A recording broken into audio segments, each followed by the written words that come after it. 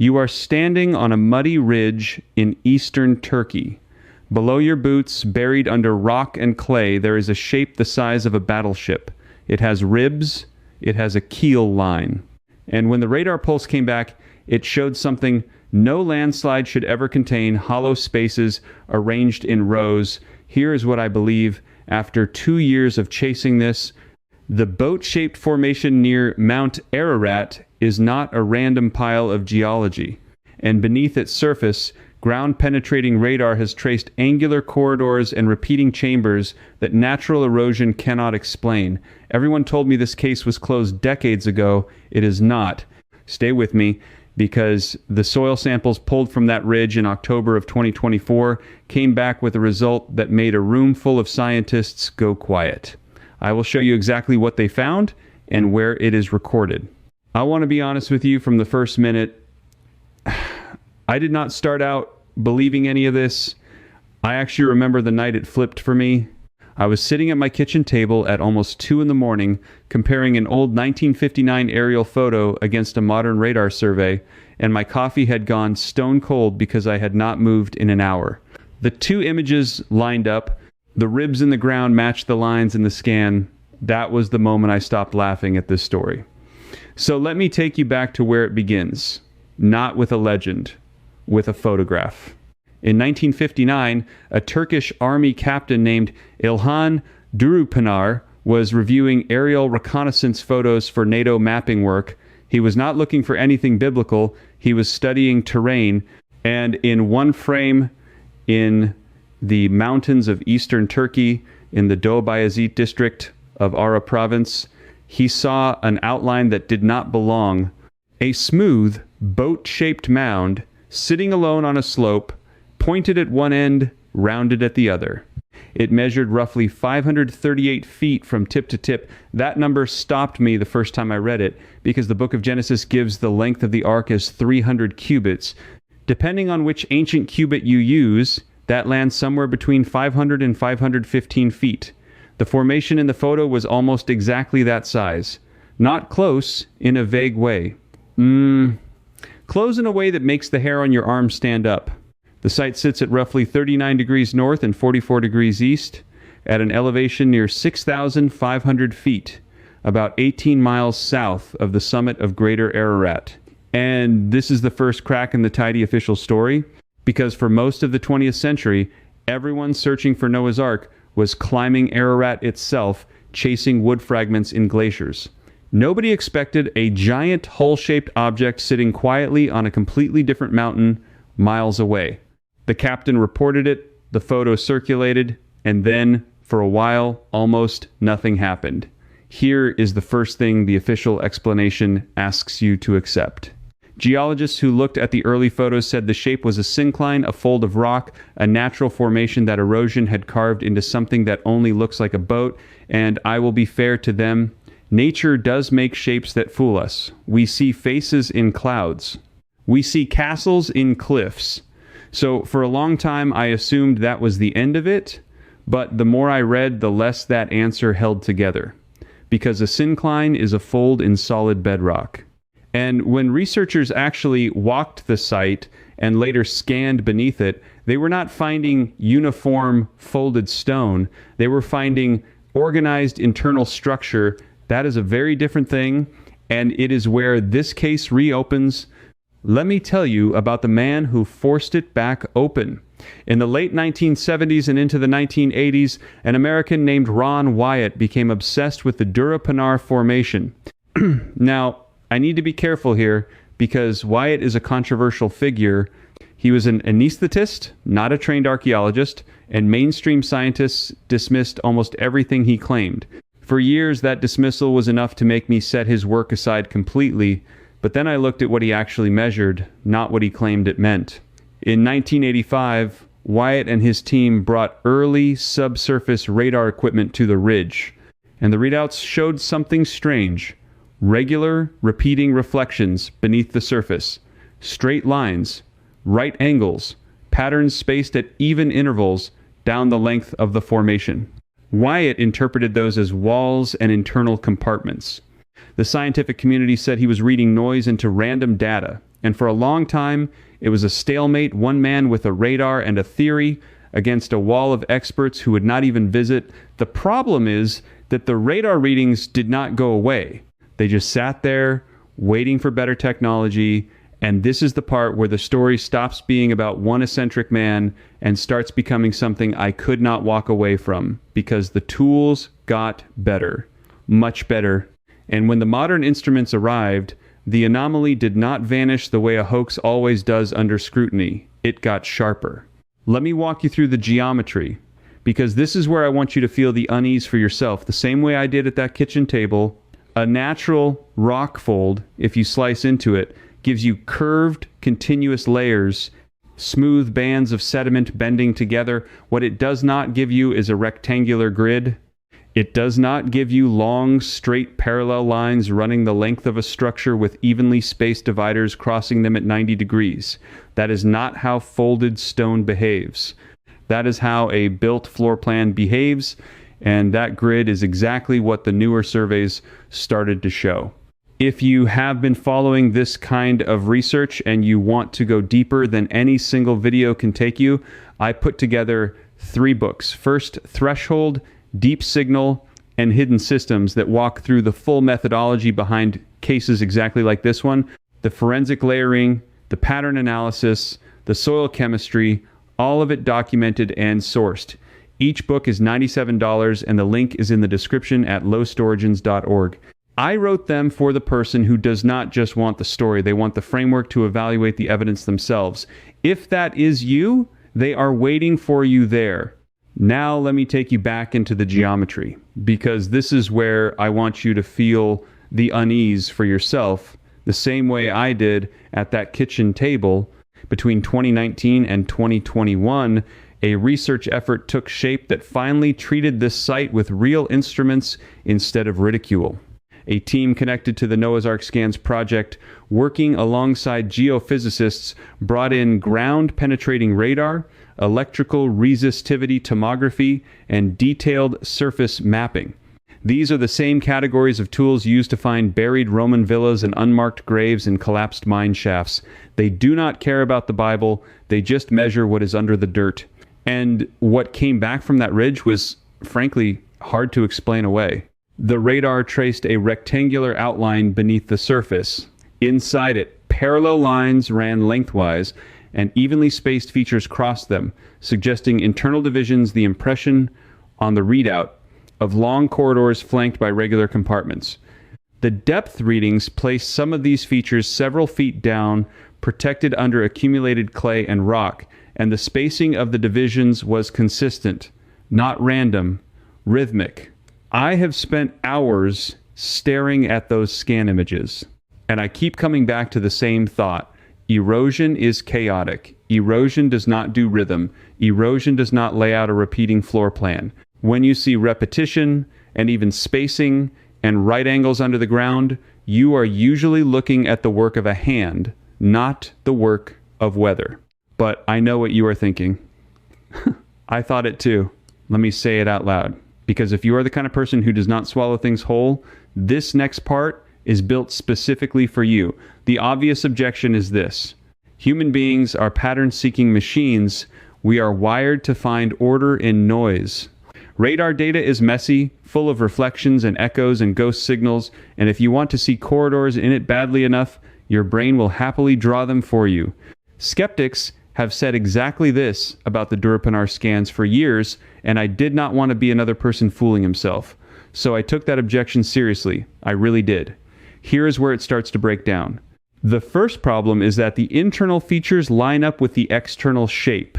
If the underground grid were just random noise, there would be no reason for it to sit neatly inside the boat outline, oriented along the same axis, running bow to stern. But it does. The internal lines follow the long axis of the formation. That alignment is not what you get from random echoes. That is what you get from a structure whose inside matches its outside. The second problem is the ribs. On the actual surface of the formation, running down both flanks, there are regularly spaced vertical ridges. From above, they look like the rib timbers of a ship's hull curving up from a keel. Skeptics called them eroded rock layers. But eroded rock layers on a slope do not usually curve symmetrically down both sides of a shape and meet at a central spine. That is the anatomy of a hull. And when the subsurface scans showed structure lining up with those surface ribs, the coincidence started to feel very expensive to maintain. The third problem is the one that finally moved me, and it is not about shape at all. It is about chemistry. Because you can argue about radar readings forever. Radar is interpretation. But dirt is not interpretation. Dirt is dirt. And in 2024, someone finally tested the dirt. Let me set this up properly, because this is the heart of everything I've chased. For decades, the frustration with this site was that nobody with credentials would take samples and run them through a real laboratory. The formation sat in a protected area. The Turkish government had actually declared it a national park back in 1987, marking it as a site of significance. But official study lagged far behind the attention. It was easier to file the whole thing under folklore than to send a geology department up that slope. Then, in 2023 and 2024, that changed. The Noah's Ark scans team, led by researcher Andrew Jones, partnered with academics from institutions in Turkey and the United States, including geologists connected to Istanbul Technical University and Aura Ibrahim Chechen University. They collected surface and subsurface samples from within the boat-shaped outline and from the surrounding terrain as a control. Then they sent them to a laboratory. The results were presented publicly in the autumn of 2024. And here is the part that made the room go quiet. The samples taken from inside the formation contained clay-rich material, marine sediments, and remnants consistent with organic and seafloor type material.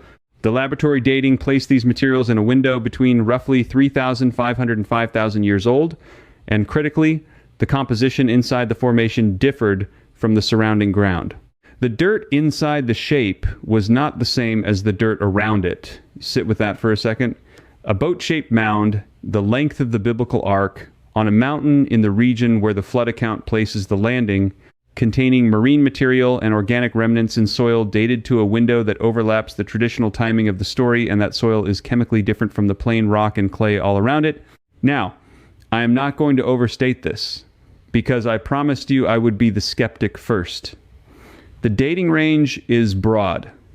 The interpretation of the organic material is still being debated.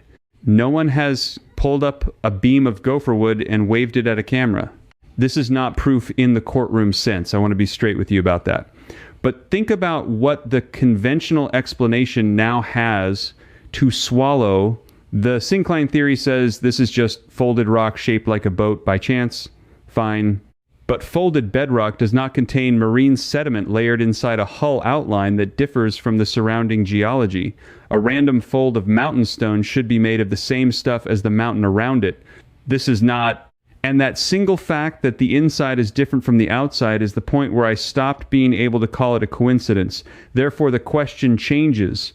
It is no longer, is this shape a boat or a rock? The question becomes, why is there marine material, thousands of years old, sealed inside a vessel-shaped structure high on a mountainside, arranged over a subsurface grid of corridors and chambers? And here is where the story turns dark, because now I have to tell you what happened to this evidence. For most of the last 60 years, the people who could have settled this refused to touch it. And I do not say that lightly. I spent months trying to find a single major, funded, peer-reviewed excavation of the Durupınar formation from a mainstream archaeology department. I could not find one 65 years after the captain's photograph. 65 years, and the closest thing to a full scientific investigation came from independent researchers scraping together their own funding and their own equipment. Think about how strange that is. This is one of the most famous shapes on Earth. It sits inside a national park. It is the length of the vessel in the most retold story in human history, and the institutions with the resources to dig it, date it, and publish it largely stayed away. When Ron Wyatt reported his radar lines in the 1980s, the response was not, let us go check with better gear. The response was to dismiss the man and ignore the readings for another 30 years. I understand the caution. Wyatt made claims that ran ahead of his evidence, and science is right to be careful with a story this loaded, but there's a difference between careful and absent. And what I found again and again was absence. Data that pointed somewhere unusual, and a scientific establishment that quietly decided the question was not worth asking. That is the pattern that keeps me up at night. Not a grand conspiracy with locked vaults, something quieter and honestly more frustrating. A collective shrug. A decision that certain questions are too embarrassing to be seen asking, so the readings just sit in a drawer while the world assumes the case is closed.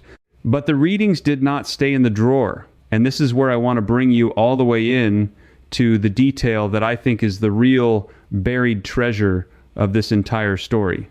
Let me go back to those corridors under the ground. When the geophysical surveys mapped the interior, they did not just find one hollow, they found a layout. Long parallel passages running the length of the formation with regularly spaced perpendicular features dividing the space into segments, the radar signature you would expect from a large vessel with internal decks and compartmented rooms. And there is a line in the flood account that most people skip right over. In Genesis, the ark is described as having lower, second, and third decks and rooms, literally nests or compartments built throughout it. Rooms throughout it. The first time I put the scan layout next to that description, I felt the same cold feeling I had at the kitchen table. Because the subsurface pattern is not a single empty cavity, which is what you might expect from a collapsed air pocket in rock. It is a divided, repeating, compartmented interior. A grid of spaces. The very thing the ancient text says to look for. And here is the specific piece that I consider the heart of this whole reopening. In the more recent survey work, researchers identified along the central axis of the formation a continuous linear feature running most of its length, with the compartment-like divisions branching off it at regular intervals. On the readout, it reads like a central corridor with rooms opening off both sides. A spine, with chambers hanging off the ribs. That is not the profile of a landslide. A landslide is a jumble. That is not the profile of a rock fold. A fold is smooth bands. That is the profile of something engineered, something with a hallway and rooms buried under thousands of years of mountain clay, holding marine sediment that does not belong at 6,000 feet of elevation. And the thing that gives me chills is how the evidence survived. It survived because one stubborn army captain noticed an outline in a photo in 1959 and reported it instead of ignoring it. It survived because one dismissed amateur dragged a radar unit up a mountain in 1985 and wrote down numbers nobody wanted. It survived because a small independent team in the 2020s refused to accept that the case was closed and finally sent the dirt to a lab. Each of them was told they were wrong. Each of them preserved a piece, and now you are holding the whole chain in your hands. Let me tell you why the elevation matters so much, because this is the detail that quietly destroys the easy explanations. This formation sits above 6,000 feet in the mountains of eastern Turkey. That is not a lake bed. That is not a coastal plain. Marine sediment and seafloor type organic material have no natural business being sealed inside a structure at that height. To get marine material up there, you need water that reached that elevation, or you need something that carried water and its contents up there and came to rest. Either way, you are describing exactly the scenario the flood account describes: a great body of water lifting a vessel and setting it down on the mountains of the region. The text names. I am not asking you to accept the theology. I am asking you to look at the physical facts. Boat-shaped outline, correct length, correct region, internal grid of corridors and rooms, ribs down both flanks meeting a central spine, marine sediment and organic remnants inside, soil chemistry different from the surrounding mountain, dating that overlaps the traditional window. Every one of those is a real recorded observation. And the conventional syncline explanation accounts for maybe one of them, the shape, while leaving all the rest homeless. That is what forensic reanalysis actually means. You do not need a single magic proof. You count how many independent facts your explanation leaves stranded, and the boring explanation leaves almost all of them stranded on that ridge. Now let me hand you the last piece, the one that I think will stay with you after you close this. When the 2024 sample results came back showing that the material inside the formation was compositionally distinct from the surrounding terrain, the research team framed it very carefully. They did not shout that they had found the Ark. They said the data were consistent with the presence of a man-made structure and warranted further, deeper investigation, restrained, scientific, exactly the tone the earlier researchers were mocked for lacking. And do you know what the response has largely been so far? The same as it was in 1985. A shrug, a wave of the hand, a quiet return to calling it a rock. While the corridors sit under the clay and the marine sediment waits in its sample bags and the ribs run down both sides of a shape the exact length of the vessel in the oldest surviving story we have, that is the part I cannot make peace with. Not that the answer is uncertain. Uncertainty is fine. Uncertainty is honest. What I cannot accept is the refusal to look the decision that a boat-shaped structure with an internal floor plan and out-of-place marine material on the right mountain at the right length is simply not worth the trouble of a proper excavation. Because that is not skepticism. Skepticism digs. What I found over and over was the opposite of digging. It was looking away. So here is where the trail stands tonight. There is a shape in the ground in eastern Turkey. Under its skin, radar has traced a spine and rooms. Inside its body, the dirt carries the signature of the sea, thousands of years old, at an altitude the sea should never have reached. And the only thing standing between that evidence and the truth is a shovel that no major institution has been willing to pick up. I used to think the mystery of Noah's Ark was a question of faith. After 2 years in the files, I do not think that anymore. I think it is a question of nerve of whether anyone with the right equipment is finally brave enough to open a chamber that the readings say is already there. Here is what I keep coming back to, and what I want you to sit with. Somewhere under that ridge, if the scans are right, there is a corridor, a hallway with rooms on either side, sealed under clay for thousands of years, waiting. We can see the outline of it. We just have not opened the door. And the reason we have not is not that the door is not there. It is that we decided long ago that we already knew what was behind it. If you are still here with me, then you are the kind of person who does not accept a closed case just because someone official stamped it closed. You pull the thread anyway, you look at the dirt, you ask the question, the textbook skips. So let me ask you one directly, and I really want your answer. That central spine with the rooms branching off it at the exact length Genesis gives, do you think that is folded rock shaped by chance, or do you think that is a floor plan? Tell me in the comments. And tell me where in the world you are watching from, because I read these, and the sharpest ideas I have found have come from people like you, not from experts. If this pulled you in, come with me and keep these cases open, because there are dozens more that everyone swears are solved and nobody has actually dug. The next thread I am pulling is stranger than this one, a structure on the seafloor, mapped by sonar, with steps that should not exist at a depth that should have drowned them long before any human could have cut them. I have the coordinates, I have the survey, and I cannot let it go. The evidence was there the whole time. It was dismissed. A few stubborn people preserved it, and now you know exactly where the door is and exactly why no one has opened it. The only question left is, who finally will? I'm still here because you are. You watched every minute. This video gave you the overview. But inside my membership, the Unexplained Society, I continue right where we just left off, chamber by chamber. And in there, you can ask me your own questions, and I answer you myself, a real person, not a machine. You won't be alone. Just point your phone's camera at the code on the screen, cancel any time, one click. Now, if that discovery amazed you, wait until you see what scientists just uncovered at Göbekli Tepe. The answer they found should not even be possible. It's starting right here, so stay with me.